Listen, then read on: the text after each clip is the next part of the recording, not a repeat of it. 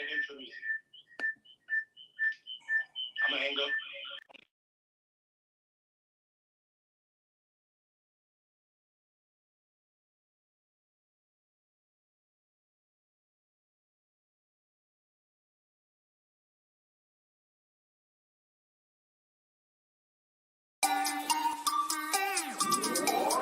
Trap squad, trap squad, trap squad, trap squad, trap squad, trap squad, trap squad, trap squad, trap squad, trap squad, trap squad, trap squad, trap squad, trap squad, trap squad, trap squad. Hey, clickbaity political. Yeah, thirst trap, trap squad, squirrel squad. Our mission is critical to speak the truth to the masses. We here for the fight. We ain't started, but we here to finish it. Sick and tired of seeing the privilege. Take advantage of the weak and the innocent. So we let a voice be heard.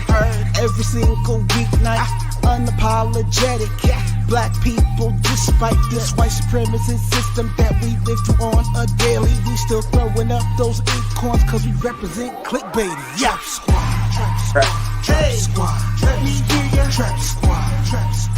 Throw those squirrels up if you with it. Trap squad, trap squad. Yeah, I see you, yeah, I see you. Trap squad, trap squad. Trap squad, trap squad, trap squad. Hey, squad, let me hear ya. Trap squad, trap squad. Throw those squirrels up if you with it. Trap squad, trap squad. Yeah, I see you, yeah, I see you. Trap squad, trap squad.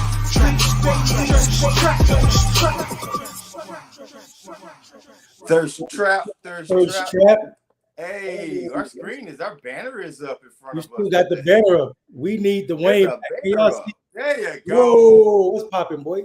Hold on. What's happening? I'm close as shit. What's happening? Welcome one and all to another episode of Clickbaity Political Thirst Trap. I am one of your two fabulous hosts, Marcus Farrell, joined by my brother from another mother, Mondell Robinson. Mondell, what's good? Man, what's popping from Africa to Atlanta, nigga? We black every day, all day. Thank y'all for joining us. We are super excited about all the conversations already happening in the chat. As you know, YouTube is live and popping. All the chat warriors, get to work, and please let everybody know what they need to do. If you're watching from Twitter or Facebook, you know to go ahead and share this shit, and don't just share it. Tag your friends in it who need to see real political information with a black perspective. Marcus, what you been doing this week, boy?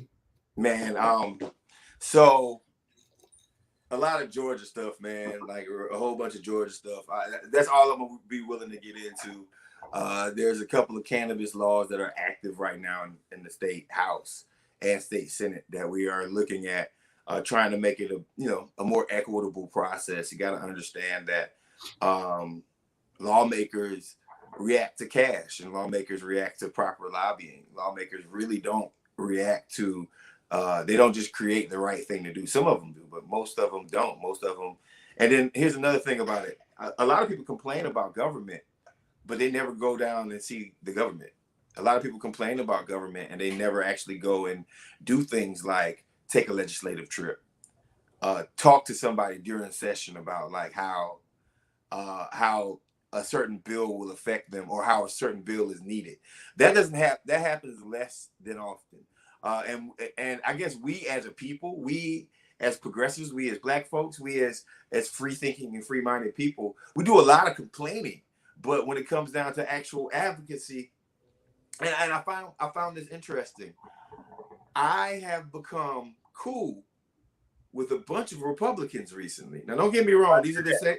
Sorry to hear that. The same Republicans that will, in an instant, block all your voting rights and tell a cop, Blue Lives Matter. But on the same token, what I realize is that there are some people who have common sense.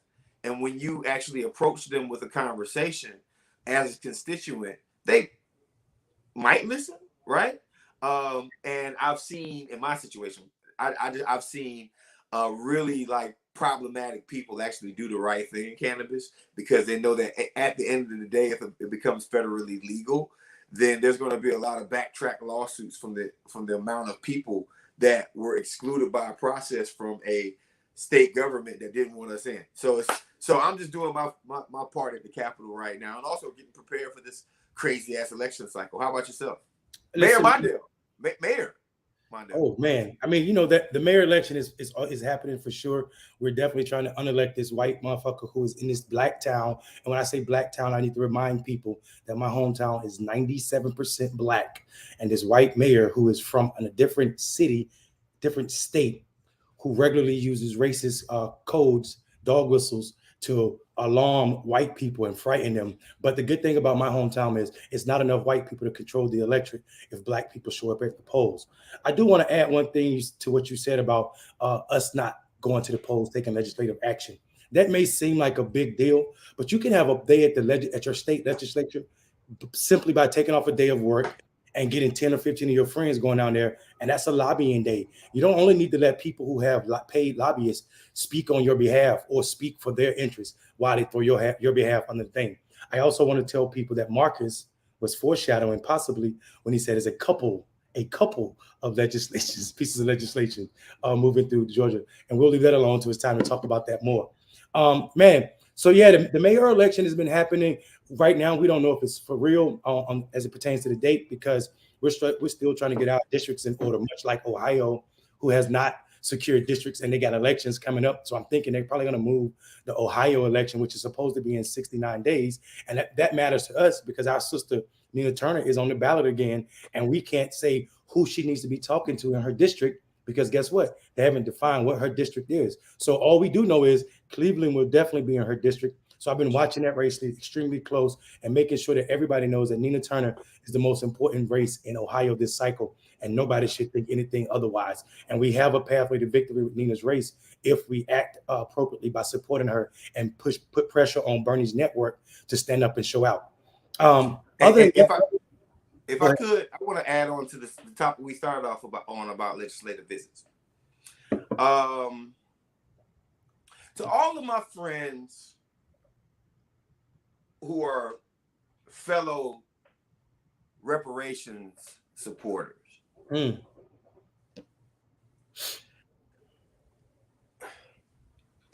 being right does not necessarily mean that you're going to win, right?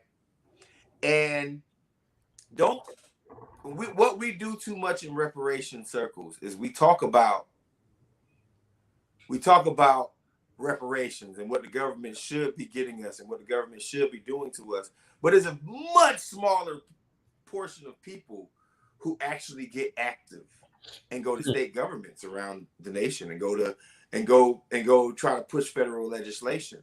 I mean, the most work has been done in South Carolina, which makes a lot of sense because South Carolina is officially where, you know, the most enslaved people came from Africa, right, and from different parts of the Caribbean. But for the most part, we don't politic. Folks give up. Folks go out of their way and say, we want reparations. It's due to us. ADOS, whatever, you know, freeborn American, whatever set you claim, there's not a political action committee for it. Whatever set you claim, there's not a legislative day. Think about this right here. Have you ever seen a reparations legislative day at the Capitol, at any Capitol around the nation? Not one. Not one. So here's the thing.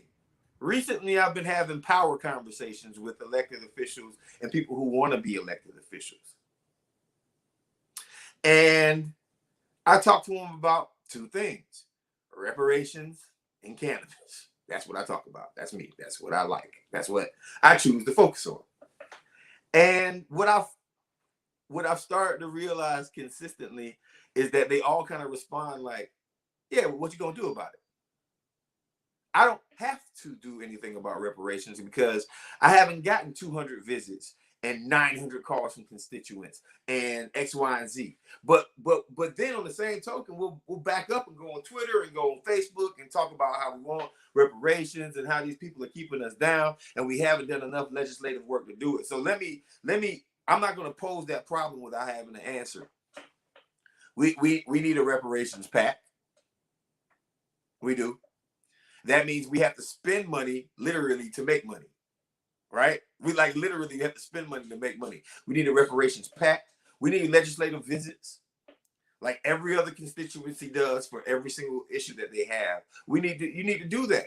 And if you're in a specific state and you're interested in reparations, specifically states that are like in the South, right, where enslavement happened, then you need to go out of your way, and you need to go ahead and set it up, and trust and believe every single Southern state has every single Southern state has an elected official that supports reparations. I don't care what you say. If you name a state, there's a black person that's elected or a white person that's elected in that state that will fully support and introduce legislation for reparations. Have you spoke to that person?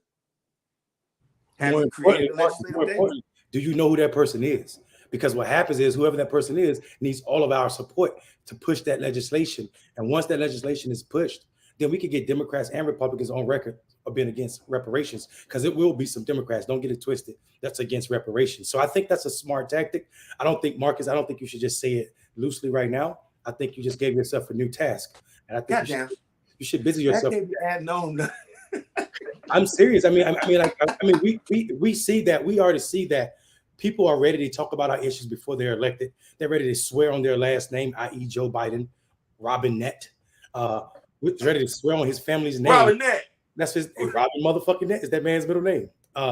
Ready to swear on his family's name that he will make black issues a priority, then get in office and act like he ain't just say that shit. So we could do something so much better. We could put pressures on state legislatures to move on legislation about reparations. We saw what happened. We had a brother who was mayor out in Stockton, California, right? He passed basically basic income, and people flipped the fuck out. Right? They flipped out. This is a majority black city. They couldn't understand why they're doing this. Yeah, you can, because of the services in California, people think California is a progressive state. But if you look at California's laws as they pertain to black people, they're just as aggressive, probably the most aggressive. Black men are less than 5% of the population in California, yet we make up 20-some% of the prison population in that big ass state. So what I'm telling people is what white people consider progressive still locks us up in numbers that don't match how we show as a part of the national population. So we have so much work to do, Marcus, as it pertains to reparation and making sure politicians hear from us. So when Marcus tell you, hey, you need 200 calls to legislatures about reparations, that would scare the shit out of them if they got 200 calls one day. I don't think has that ever happened? It probably never happened. It never happened because the NAACP is too busy giving the president a grade B when the rest of the black community said the motherfucker's failing epically. So much so that his support around black people is less than 60%. So you know if the NAACP ain't did it, what they owed ass, and I'm not talking about their age, I'm talking about the organization, then we know that it has not been an organized effort. Plus, the black people who have the wherewithal and the time to set this up are busy being comfortable with their access to the administration and the Democratic Party. So we need to be serious about our issues, and reparations is our issue, and it's what we're owed. We're the only people in this country that has yet to receive some form of reparations. I'm not saying what Native Americans receive. I'm not saying what Native Americans receive is enough for almost annihilating entire people, but they did receive something. I'm not saying what Jewish population received for the Holocaust, but America made sure they got something through the Nuremberg trials. And people might say it wasn't America, but America was responsible for getting them their checks. I'm not saying what the Japanese received from the internment camps was enough, but they received something. I can't say black people received anything except for a supposedly civil rights act, right, in the 60s that we're still fighting to keep right now. And it's been gutted so much that the same southern states that was presenting roadblocks for us to vote, we had to count grains of sugar or salt in order to register, are still doing the same thing. Now they're just doing it with different places. They're doing it with voter IDs. They're doing it with laws that say you can't give people standing in line a bottle of water or feed them while they wait in 8-hour lines to vote. So I'm telling people this shit is so real as it pertains to what black people don't get because of black people's inaction. But what we call leadership ain't doing shit. And then, like you said, Marcus, black Twitter go crazy over the prince marrying the black woman marrying the prince from, what's her name? What's the sister name? That married the prince. Oh yeah. Something I don't care about. Motherfuckers been on the internet for days talking about that, but none of the motherfuckers will call their senator or their congressfolk or their state legislature about reparations. So I'm not saying it's black people's fault that we find ourselves in this way. I'm saying we need to turn up the fucking pressure. Hey, Mondale, what does a reparations opponent look like? An opponent or Yeah, no. We know what the reparations supporters look like. But what, like, I mean, you're supposed to know our enemy, right? Like, you ready? what? You ready? Who is the person that goes and says, besides Mitch McConnell, dumbass? Okay. Who is the person that goes and says, hey, yeah, black people really don't deserve reparations. Mm-hmm. Mm-hmm. Because we have a black president. The first thing they're gonna say is because we have a black president. Right. We Right. had a black president or a black vice president. All right. So what does a reparations opponent look like? You want me to fuck your head up? Yeah, go ahead. All right. So most people I see in the chat, people saying Clyburn, people saying Rand Paul, but why ain't people saying Bernie Sanders? Because up until 2020, Bernie Sanders did not support reparations for black people. So I would say a person who is opposed to reparation that does the most harm are these white progressives who are pretend progressives who don't really support black issues like they do climate change. Like our world as black people ain't on fire physically and also emotionally. So I would say it's easy to point out the Republicans or Clyburn, those are easy punching bags. But let's be honest about the people on our side that just got to this motherfucking fight, even though you signed on to you signed on to Reverend Jesse Jackson's campaign in the 80s as an endorser. Bernie did as the mayor in Burlington, right? But you still ain't it took you from the 80s, 84 until 2020 to say, okay, black people might deserve reparations.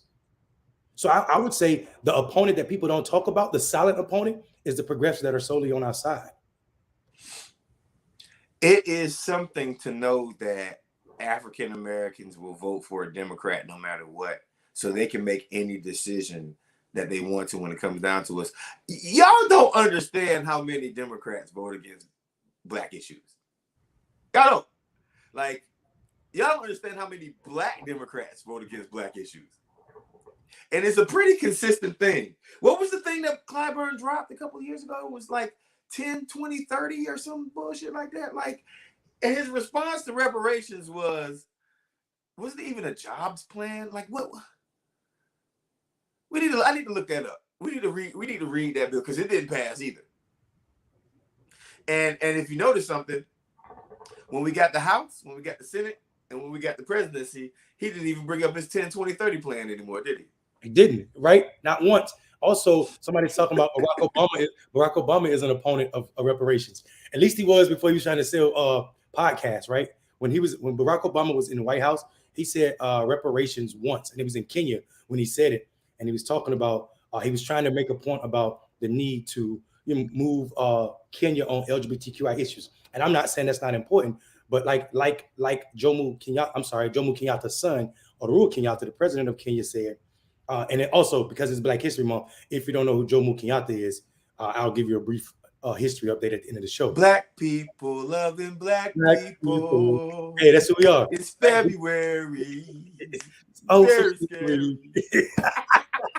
Yo, black people loving black people. We'll talk about that at the end. But yeah, so I mean, Barack Obama, we have to know Barack Obama's black experience is completely different than most Americans' black experience, mainly because he has no natural skepticism of white people, and most black people do. And I have to learn to trust white people, or it's not my natural instinct. White people have to show me who they are through their character actions before I'm willing to say, okay, I trust that person. And that's because I'm from America. I'm a black boy from North Carolina who has seen so many white people, even well-intended white people, not willing to go 100% for issues that are killing us, literally killing us. I mean, it kills me every time I hear somebody talk about, oh, well, we need cops. What are we going to do without cops? Well, I can tell you this.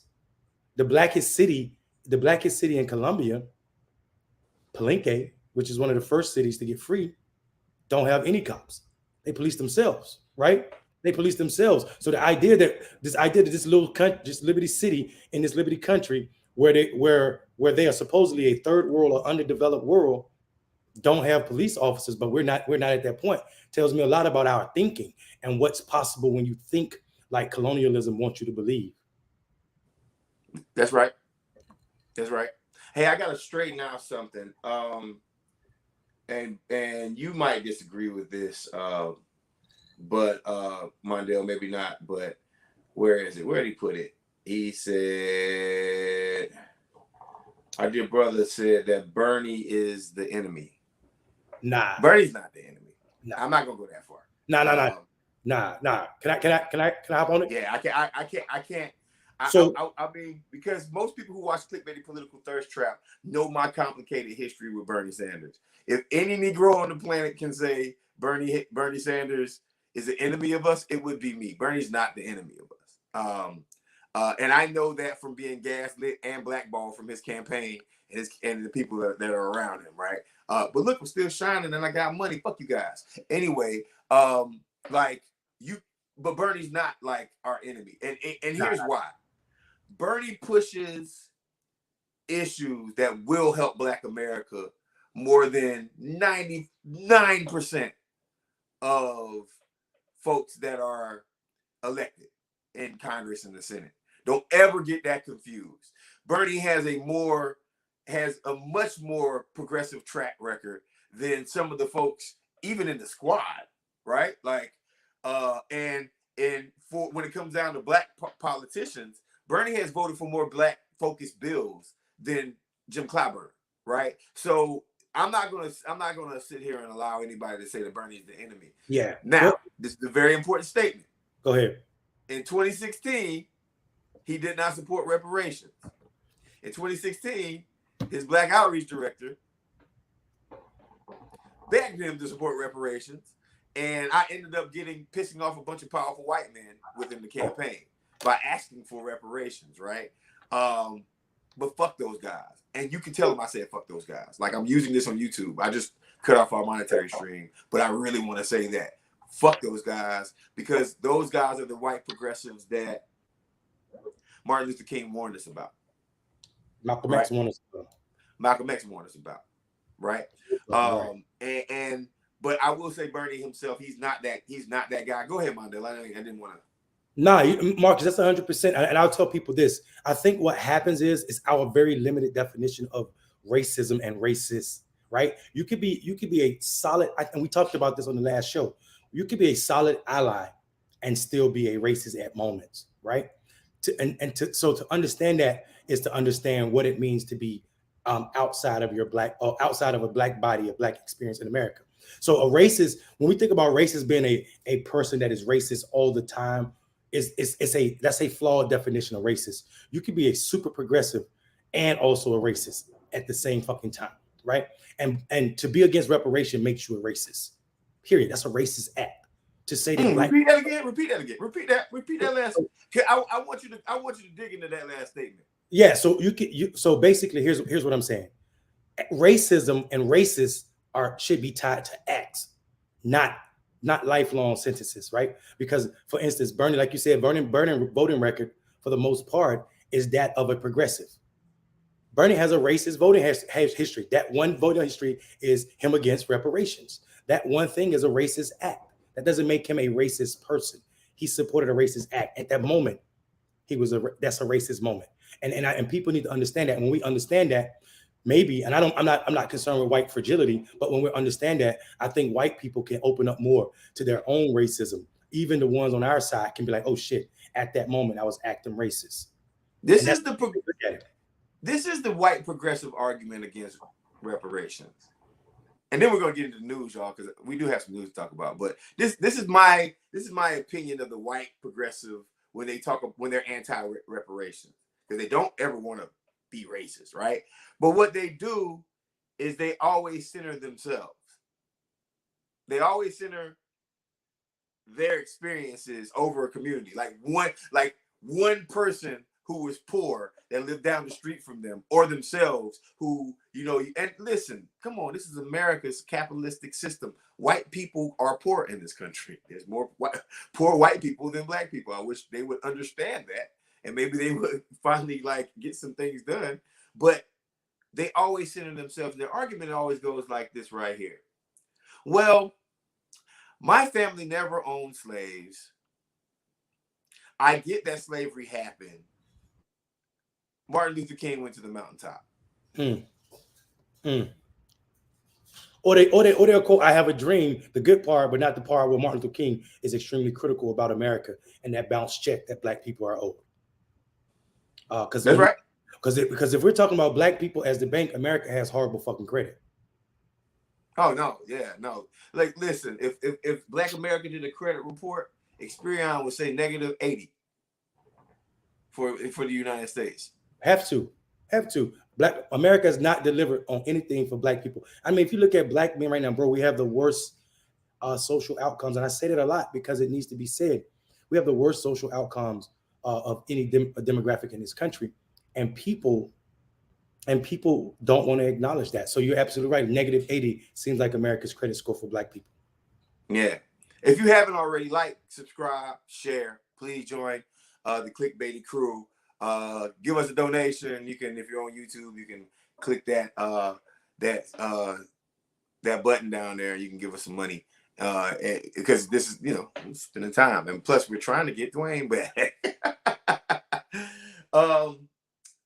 News out of Washington, D.C. President Biden has interviewed, this is from the New York Times, President Biden has interviewed at least 3 candidates for his Supreme Court nomination, a signal that intends to fulfill his promise that he would choose a nominee by the end of the month. But the end of the month is less than a week away. The interviews began late last week, and according to several people familiar with the process who spoke on the condition of autonomy because of the political sensitivity, Mr. Biden is now under pressure to announce a selection who he has promised will be a Black woman somewhere between a rapidly developing diplomatic effort to contain Russia's aggression towards Ukraine and plans to deliver his first State of the Union address scheduled for next Tuesday. The White House emphasized Tuesday that Mr. Biden had not made a decision but remained on track to make one before the month's end. According to one person familiar with the process, Biden held interviews with 3 candidates who had long been seen on his short list. He spoke with Judge Ketanji Brown Jackson, who won support of 3 Republican senators when Mr. Biden elevated her to U.S. Supreme Court of Appeals. The next one he spoke with is J. Michelle Childs, a federal district court judge out of South Carolina, a state whose Black voters Mr. Biden has credited with helping him win the presidency. And one of those interviews were in person. Who's the last person? And, of course, the seat is to replace retiring Justice Stephen G. Breyer. Mondale, are we going to get a Black woman president? And is this just another thing for representation over policy? And I'm very concerned about that. I like that. I like that Floridian slip you just made. You said a Black woman president. Eventually, we will have a Black woman president. Hopefully, yes, we will. So, but what I do know though is, Biden's 3 nominations. One of them from the appeals court in D.C., one of them from the the circuit court in California, and one in South Carolina. All seem like they're people are hedging their bets. One, California is a big state, so there's a lot of influence from that state. DC is DC, of course, and then South Carolina because it's so Black. The problem, though, is we will have a Black woman Supreme Court justice, it looks like. The problem, though, is we won't have a Black woman progressive Supreme Court nominee. So what we're getting is a Black woman who is middle of the road, moderate at best. And I think what happens is the Democrats act like they forgot that Republicans changed the rules. So you need a simple majority in the Senate to pass Supreme Court nominees. So why do we need to nominate a not conservative leaning Black woman, a moderate or middle of the road Black woman to replace one of the most progressive justices we had on the court ever? So I think that to me is problematic. Yes, we'll have a Black woman on the court, I believe, this year. I don't believe that we'll ever have a progressive in this administration. Of course not. And we're at the point right now where if you're not progressive, you're a Republican. There's no such thing as moderate. There's no difference between a moderate Democrat and a moderate Republican. And there's definitely no difference between a moderate judge, a moderate, legal system, because a moderate judge is the same thing we had a bunch of them, and black men still went to jail at high rates. Black people still went to jail at high rates, right? There's no such thing as a moderate politician anymore. It's not its moment. No, it's not. So it becomes almost dangerous that we don't swing the needle as far to the left as we possibly can every single time. We go moderate, and moderate people do what? They do what Kirsten Sinema did. They do what? They do what Joe Manchin did. So even a black woman moderate or a black man moderate. I'm tired of people hiding behind titles. Listen, representation does matter. I'm not going to ever say it doesn't matter. But representation without presentation is complete nonsense. And how much we've gone. Why you? I thought you was gonna go Jesse Jackson on me. You should have said complete capitulation. I thought you was gonna go Jesse Jackson. Complete capitulation for the situation that doesn't allow me to. Hotep it up, man. Hotep it up, bro. Hotep it up, brother. You gotta hotep it up. Knick-knack, paddywhack. Hey, I just saw that like 2 days ago. That shit funny as hell, man. That movie can't get over. But Marcus, listen, man. Hold on. Let's stay right because you're right. I can't trust I just can't trust a Biden nominee. And one of them, if I believe, we also need to get into Loretta Lynch. I wanted to talk to you about her. But one of them actually defended banks in the past, right? Hey, man, you got to understand something. Black people who are moderates that aren't politicos are kind of innocent because they can't help it. They don't know no better, I think, personally. And I know we're like, you're never supposed to say, well, black voters aren't unintelligent. Man, if you keep putting these dumbass people in office, you dumb. But that's neither here nor there. I'm sorry. But black politicians who are moderate, black moderates, whether Republican or Democratic, they got to sell their soul a lot more than a normal person will be comfortable with. And it's for power. They make a lot of power plays. And I'm not sitting up here saying every black moderate, but most of them really make decisions because they want to get reelected or they want to get a check cut. Or they want a job after they get, you know what I mean? Because I always say this. Every black person is born progressive. It's just that when you decide to opt out. Is it that political science course that you took as a freshman?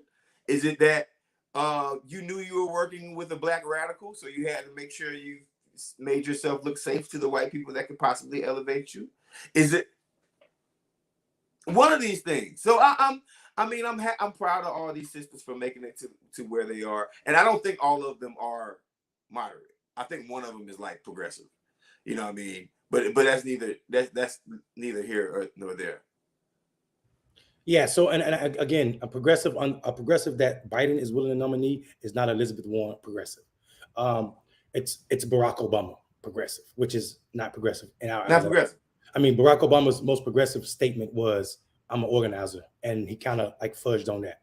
That's neither here nor there. But listen, I know people in the chat are talking about New Mexico senator who had a stroke, which is holding up the vote. But in actuality, that senator checked out of the hospital and said he'll be back on the Senate floor real soon. He was an inpatient as of February 13th. So I mean, I think we're gonna have a vote on this nominee real soon. I think the problem though is, are the Democrats going to allow the Republicans to muddy up the process enough that they're afraid to move forward? And what we've seen is they're willing to do that. And I also need people to understand that I count Joe Manchin in the Republicans as it pertains to how he showed up since Biden has been in the president. It's almost as if he's working against Biden's administration. And I think that along with Sinema is enough it should make everybody want to participate in a Democrat primary so that we can get leftist candidates elected. Because the way you stop all of these moderates is you beat them in the primary. it forces the party to support progressives. If progressives and progressive thinking people are showing up in Democratic primaries in a larger number than these establishment voters. That's what I believe. I'm going to take a detour real quick because I know we're about to go to Biden, but there's something that I really wanted to like speak on, and that is Loretta Lynch. Loretta Lynch has been hired by the National Football League, the NFL, in the case of Brian Flores accusing the NFL of Marcus, racism. you got to put some descriptors on this. Okay, so Lynch, if you haven't been following recently, we need color. We need former head coach with a winning record, I believe, of the Miami Dolphins, Brian Flores, was fired. And it's pretty much a common sense, common knowledge thing amongst NFL coaches that Brian Flores was one of the best coaches in the NFL, right? There was really no reason for him to get fired. He was fired, and as soon as he got fired, they fucked around and found out. And basically, Dude had brother decided to go ahead and press a lawsuit against the NFL, and his evidence was, of course, that our dear coach Bill Belichick out of New England sent him a text message by accident saying, "Congratulations on getting hired," and the old man ended up texting the wrong Brian. So he made a mistake and texted the wrong Brian. And that was the basis of his allegations against the NFL and the racism of it. And of course, you don't have to go far to find out that there's racism in the NFL, i.e. Colin Kaepernick, i.e. more importantly, the small amount of African-American coaches and the large amount of retired and current NFL players who will happen to be African-American. Right now, as of right now, there are only 2 black head coaches in the NFL with a league that's somewhere around 88% black. I want everybody to follow me here. And Loretta Lynch, what was she for Obama? She was the attorney. What was she? The attorney general? Yeah, the attorney general for the Barack Obama administration is now representing the NFL. Now listen, sis, go get your bag. Ain't nobody mad at you for getting your bag. I get it, right? But man, you can get your bag in a lot of other places. And I'm interested in figuring out, is it more important to protect the billionaires that the NFL and these NFL owners, or actually protect the players and the coaches who bring us this marvelous sport, this violent sport, this gory sport that I absolutely love, that people get CTE concussions from and shoot up their household from on a weekly basis. But I love this shit. I can't stop watching football, but I know it's problematic. What's more important, Mrs. Lynch? I feel really bad that she's like, she has to be the lawyer, like someone who's considered a black icon. The NFL is not shabby. They must have threw the whole bag at her. Or did it require the whole bag? Maybe they went with her because she's cheaper than the white boys was trying to say that they'll do the case for. And I think that's the problem right there, Marcus. For a lesser amount, black people are willing to step in the way of black health, talking about CTE, black interests, talking about these black coaches who are being whiteballed. And then also the fact that you left off, Marcus, is extremely important, is there are no black owners in the NFL, right? I think Byron Allen is bidding for Denver Broncos to ownership of Denver Broncos, but Loretta Lynch has just pulled a Jay-Z on us, where she's just showing up for the NFL for the bag and not for the people. And I think that in itself that secures you a nice warm spot in hell, for sure. We also gotta look at her history. And thank you for bringing that up, Byron Allen. Listen, Byron Allen, media mogul, successful black man, needs to give us a shout out and put us on one of his channels. Byron, we know you. Byron Allen sued McDonald's for $10 billion for a lawsuit. And guess who McDonald's lawyer for a racism lawsuit? And guess who's the lawyer for McDonald's? Loretta Lynch. So she's starting to have a track record for supporting anti-black causes. Now, Mondale, if you support anti-black causes, what are you? Yeah, I don't think starred is the right word. She's had this track record, right? So we're just seeing it now, her out of the public sphere and into the private industries, and we're seeing who she really is. And wait! Wasn't she the first black woman attorney general? Mm-hmm. Yep. Wait a minute. For the first black president. You mean to tell me that the first black woman attorney general really didn't help out black people? Listen, I will say this: under her, the civil rights department was extremely busy. They did a lot of work. Okay, right. Good. We got a lot of work under her Justice Department, out of her Justice Department. Still yet though, the same thing I say about Frederick Douglass. It's not how you start this race; it's what you're doing in your last days. Frederick Douglass became a mouthpiece for an administration when he took a job with the administration, and was trying to tamp down black people's anger. So she seems to be on that path. Hey man, you remember when Barack said, "Don't boo, vote," right? You remember how angry that moderate black folks and moderate people got at us for being pissed off in 2020 because of the killing of George Floyd, the murder of George Floyd, excuse me. You know how upset all these moderate people were at black people for being pissed off about being killed by police?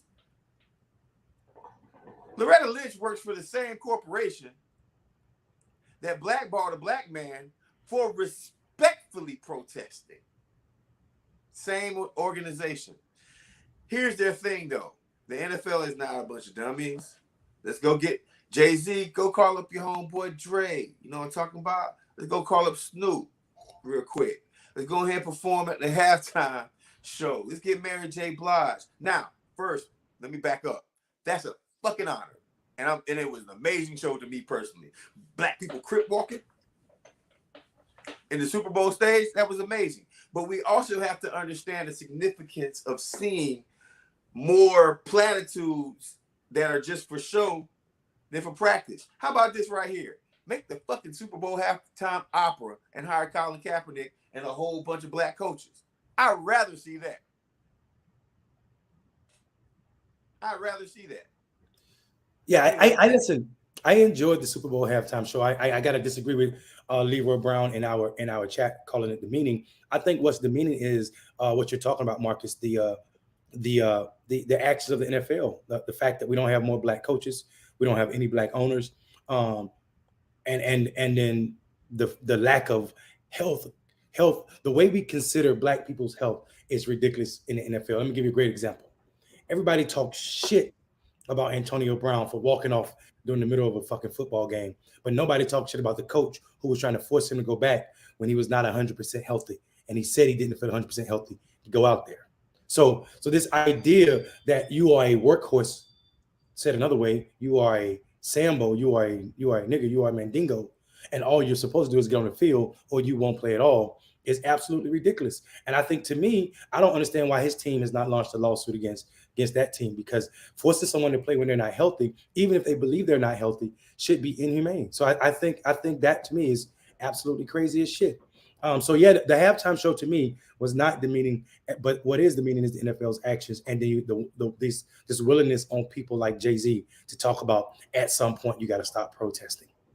Well, yeah, you stop protesting when the demands are met. That's when you fucking stop protesting.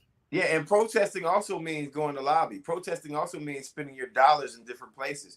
What Jay-Z, what you talking about, bro? Like, protesting is not just going out in the streets and taking direct action. There are indirect actions that are protests. And here's the thing, that's problematic. But here's the one silver lining here in this thing. Brian Flores ended up getting a job as a defensive coordinator. Yeah, he's assistant coach for the Pittsburgh Steelers. Yeah, a black coach. And that would not have happened under a Trump administration. What happened to Colin Kaepernick happened during a Trump administration for the most part. They didn't bring him back during the Trump administration. And the reason why they felt so confident, these NFL owners, so confident in blackballing Colin Kaepernick, is because the president is calling black people from other nations, calling them they're from shithole countries. That's what the president said. Like, and he also called. He is with Tomlin, right?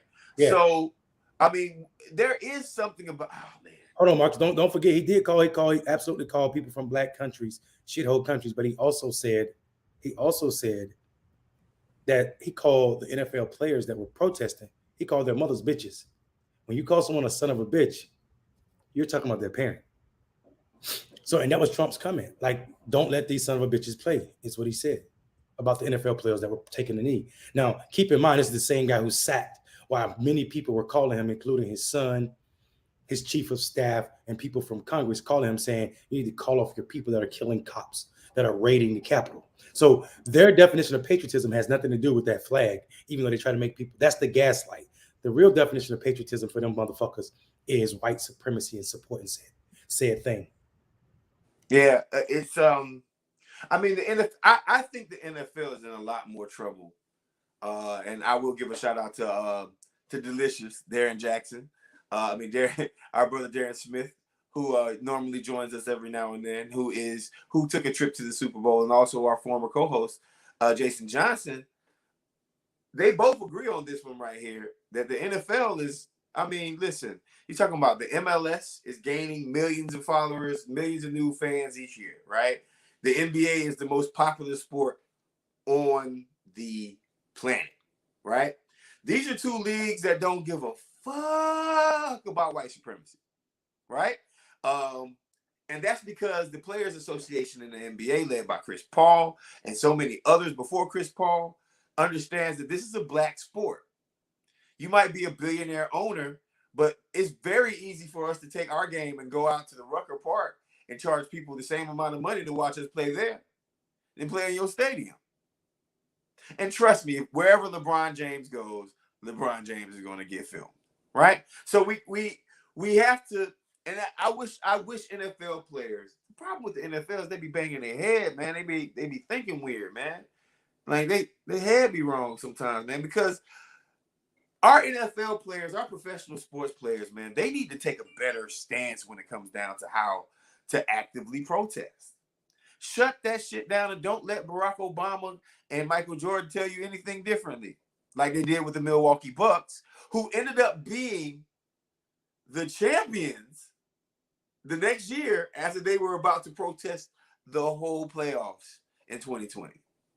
I give them a shout out. I give them kudos because they did take one day off, right? They did shut down the league for one day. And that one day was probably one of the most powerful days. I can't wait for the 30 for 30 to come out about that. The most powerful days in sports history. A whole team said, fuck it. It should be noted that LeBron James' actions came after that action. Like he wasn't the one that said we ain't playing. That came from the Bucks. And then the Lakers came on board afterwards because, you know, LeBron can't be seen as following anybody else.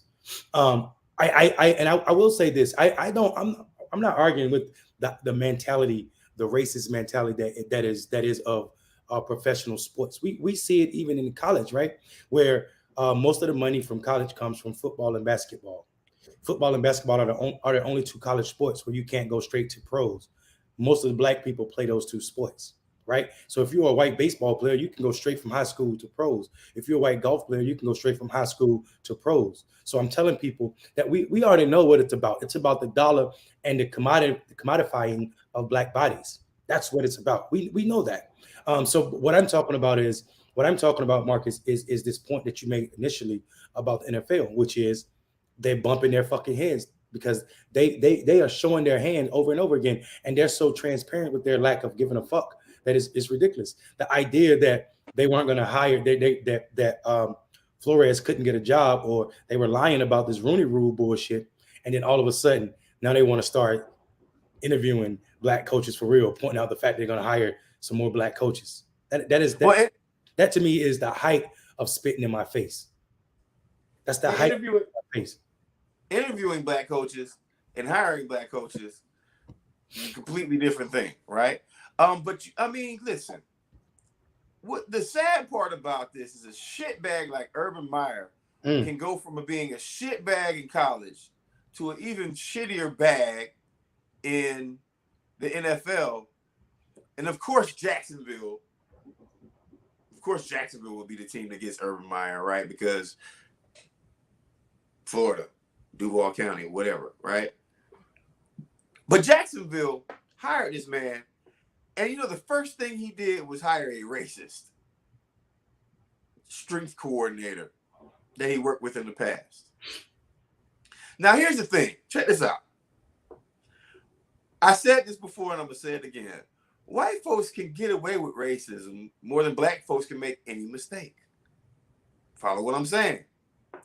I still got people calling me a Russian operative, and I don't even know what the fuck that means. Black with a point of view.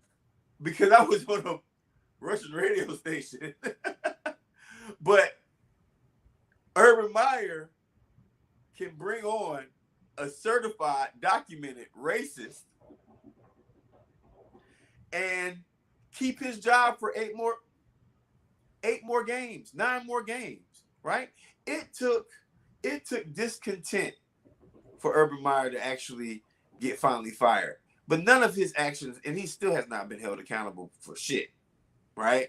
So, look, we are in a situation right now where we have to deal with white supremacy as black folks.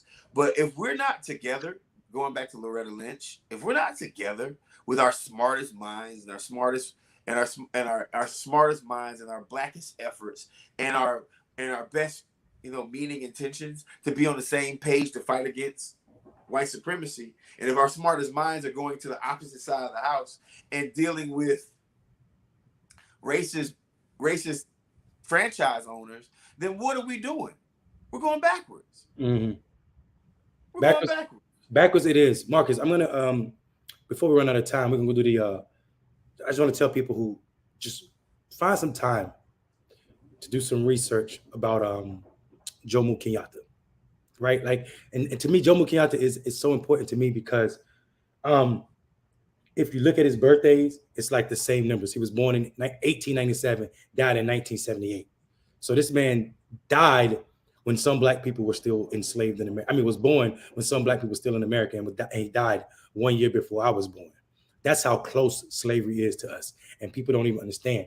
So Jomo Kenyatta made Kenya the first free nation in Africa.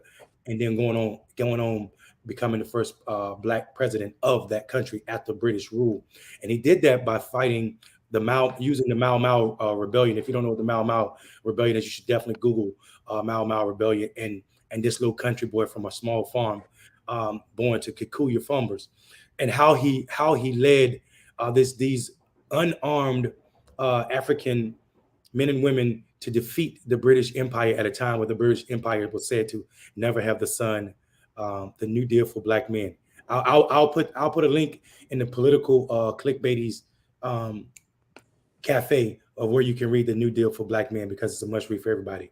Luke, if you're on Facebook, if you should be on Facebook, and you should be a part of that cafe. So and fuck Zuckerberg too. So, but what I was saying about Joe Kenyatta is he actually, this brother was a rebel. They called him a conservative, but think about that. He was a Kenyan conservative, Marcus, who fought against the anti-establishment for Black equity. He also was a Pan-Africanist, working with Black people throughout the African diaspora to help us get free all over the world, not just in his home country. So, and he was so serious about this shit in the 1930s. He traveled to the UK to labor and also lobby for Kenyan rights, the Kikuyu land rights he was fighting for. So this is what you're talking about. What's obligated, even when we think we are outmanned or outwoman, even when we think we're out resourced, because we are. Even when we think that the possibilities are small, we still have an obligation to ourselves, to our people, to fight like hell, because who knows what might happen. So Ethiopia has always been free. That's why I said the first free nation after British rule. Ethiopia was never really completely controlled by Italy. Italy took a part of Ethiopia, not the entire country. So that's just another little piece of African history. I appreciate the trying of clarification, but you know I'm a whole nerd on this shit. You're wasting your time. Yeah, you are. Listen, guys. Right now, there's 128 people watching. There's a couple hundred people watching. Oh, just over 100 people watching. But we only got 22 likes. So could we just pause for the calls for a second and get the likes up on this so we can deal with that. We can deal with the algorithm. Mondale and I have actually been in discussions about actually trying to get a lot more people to watch this show, and we will probably be doing that sometime soon because ain't no reason for us not to do. Marcus feel like the masses need the word. I feel like the few that are hungry enough to come get this motherfucker need the word. But my capitulation to Marcus' view is let's go get more people to watch. I feel like I'm a liberal capitalist. So I feel like Marcus is funny. I feel like for me, it's never going to be the majority doing the work to free all of us. It's, if you remember, I said this in our first season, Marcus. It was Martin Luther King when he died. Approval rating with black people was in the low 20s, and it was even lower with the majority of the population. So if we believe that we're ever going to be more popular than Martin Luther King, we can give it up. At least not while we're living anyway. Diamond Hand says, get an OnlyFans. Get an OnlyFans. I'm a pass. Clickbaity political thirst trap on OnlyFans. Nah, bro, I'm a pass. These motherfuckers looking for a reason to cancel me, and that'll be it. Marcus taking off his shirt is not what y'all need to see. No, it's not. Take us home, bro. Take us home. Not yet. I went to my personal trainer this morning and we got it in. Oh, God. Christ. You're training for the wrong reason. Listen, guys. We'll be back next week. It feels like we just short our people every time now, dog. An hour doesn't feel long, dude. Sounds like Marcus trying to extend the show again. I'm not. Hard stops. This is how we get into a Clickbaity political thirst trap. Trap Squad, Squirrel Gang. Tell me where you at. Tell me where you from. Please make sure that you come back to us next week, next Wednesday at 7:00. We do this once a week, every week. We appreciate your time. And my last words for the night are very, very, very, very simple. Advocate. Don't complain. Don't just complain. And if you complain, make sure that you measure your words so they have an effect on other folks to bring other people to your cause. But advocate. Don't just talk about it, be about it. There's ways that you can actually change the world by yourself, right? I would be remiss if I didn't mention Fannie Lou Hamer at the Chicago convention Sick and tired. in '68, right? Where by herself, and I'm not saying that she didn't have support because there was a lot of people that were in the Mississippi Freedom Democratic Party, but by herself, with one speech and one testimony, she changed the dynamics of how Black folks look at politics by herself. She was the first, if you think about it, she was the first insider that was critical of the Democratic Party. Fannie Lou Hamer is my ancestor when it comes down to politics, right? I have been an elected official within the Democratic Party before, right? And if you think I just sat back and just let people just run amok and do the craziest, most moderate things they possibly could, you have to have people and you have to have voices in it if you choose to be a Democrat. But if you don't choose to be a Democrat, that's perfectly fine too. The next thing that you can do right now to help yourself, if you want to be an independent, if you want to be a Republican, if you want to be a Green Party member, then you have to actually push for your bills to get passed for all of us. That means that you're going to have to make friends with who? Democrats. Maybe even some Republicans. But until you speak to them, it's all assumptions, and assumptions are capped. Marcus, before we go, you got to put Anna Hart's comment on stage, on the screen, because she must be out there doing God's work if she was able to pull that off. I see all y'all saying where y'all from. We appreciate that. I see people from Carolina. I see people from London. Shout out to our international viewers, Canada, people from where else? California, Philly. Shout out to all of y'all. We appreciate it. Prince George County, PG. Shout out to all of y'all. Oh, wait. I don't know how the fuck you got your Republican neighbors to watch this show, but I definitely want to know if they put a for sale sign in the yard tomorrow. Hey, real quick, before we go, Ear Hustler, you either from Decatur or you from Atlanta. Now, can't be both. You can't be both no more. I know this has been a very big drama-filled week for us people who live in Atlanta and outside of Atlanta. But so I live in Hateville. And you know what Atlanta is? Atlanta ain't nothing but a suburb of Hateville. That's how I see it. But you can't be from. Hey, Ear Hustle said they said they were born in Atlanta, raised in Decatur. So they wanted to clarify for you. Okay, well then, yeah. So you're from Decatur. Just go ahead and say that. You were born in Atlanta, but you're from Decatur. You know us was born in Atlanta. Yeezy, which I suggest you guys go and watch the documentary. Only for one reason alone, is because you get to see a black woman by the name of Donda West, his mother, who was probably one of the most positive influences that I've ever seen in television, portrayed and loving her mother and gave Kanye that ego, I guess, or supported him to the point where he did become problematic with his ego. But I haven't seen parenting like that much love ever. So shout out to Donda West. No matter how you feel about Kanye, R.I.P. Rest in heaven. And Mondale, I'll let you have the last word. No, my last word is simple, man. If you're not acting to break oppression, not just for yourself, but people that you know are suffering, then you too are participating in oppression. So make sure you do something between now and next show to fight oppression like a motherfucker. Marcus, play that outtake, baby. Yeah. Peace. Trap squad, trap squad, trap squad, trap squad, trap squad, trap squad, trap squad, trap squad, trap squad, trap squad, trap squad, trap squad, trap squad, trap squad, trap squad, trap squad. Hey, clickbaity political. Yeah, Thirsttrap, trap squad, squirrel squad. Our mission is critical to speak the truth to the masses. We here for the fight. We ain't started, but we here to finish it. Sick and tired of seeing the privilege. Take advantage of the weak and the innocent. So we let a voice be heard. Every single weeknight, unapologetic. Black people, despite this white supremacist system that we live through on a daily, we still throwing up those acorns cause we represent clickbaity. Yeah. Trap squad, trap squad, trap squad. Let me hear ya. Trap squad, trap squad. Throw those squirrels up if you with it. Trap squad, trap squad. Yeah, I see you, yeah, I see you. Trap squad, trap squad.